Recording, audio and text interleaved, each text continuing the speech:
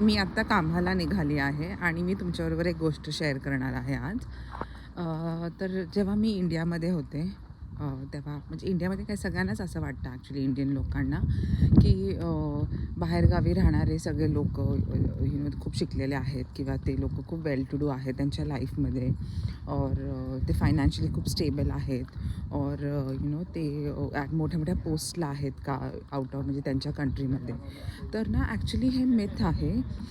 इकडचे लोक दिसतात गोरे आहेत आणि ते कॅरी देमसेल्व्स व्हेरी वेल आणि ते इंग्लिश बोलतात कारण की त्यांची मदर टंग इंग्लिश आहे.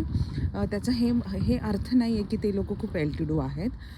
इकडे पण UK मध्ये पण खूप लोक गरीब आहेत, खूप लोक हँड टू माउथ जगतात. जसं आपले इंडियन लोक जे आहेत इंडियामध्ये किंवा आउट ऑफ इंडिया, जर आपल्याला सेविंग करायची खूप सवय आहे. लाईक पगार झाला की आपण त्याचा खूप मोठा चंक आपण सेव्ह करतो किंवा 2 लोक कमवत असतील नवरा बायको तर एक आपण सेव्ह करतो एक सॅलरी. तसं UK मध्ये सेविंग हा प्रकारच नाही आहे. UK मध्ये लोक सगळे क्रेडिट कार्डवर जगतात इकडे आणि ते त्यांच्यावर खूप लोन असतं. इकडे ते लोक घर पण घेतात मोठे मोठे किंवा गाड्या घेतात, ते सगळं क्रेडिट कार्डवर घेतात किंवा बँकेकडनं लोन घेतात आणि ते लोक खूप ओल्ड एजपर्यंत काम करतात. जशी माझी एक कलिग आहे, ती 59 वर्षाची आहे आणि मी तिला विचारलं की तुला जर होत नाही तर तू का काम करतेस.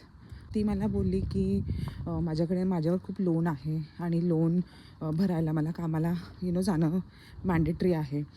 तर आपल्याला जे कन्सेप्शन असतात की अरे बाहेरच्या गावी लोक खूप सुखी आहेत आणि किती छान त्यांची जिंदगी चालली आहे, असं नाही आहे. इकडे पण खूप लोक गरीब आहेत, इकडे पण खूप लोक गव्हर्मेंटचे बेनिफिट्सवर जगतात.